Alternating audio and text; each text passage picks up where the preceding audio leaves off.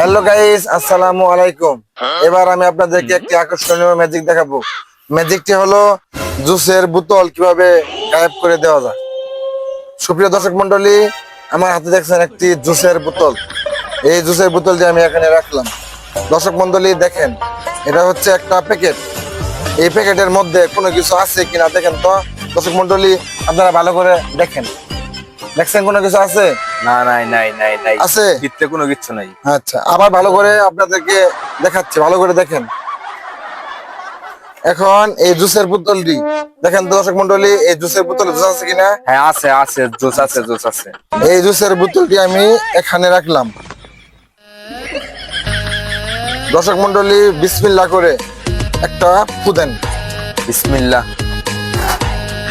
আমি এবার এই প্যাকেটটিকে সুন্দর করে ভাঁজ দিলাম। সু মন্ত সু আব্রাকে কাবরাস।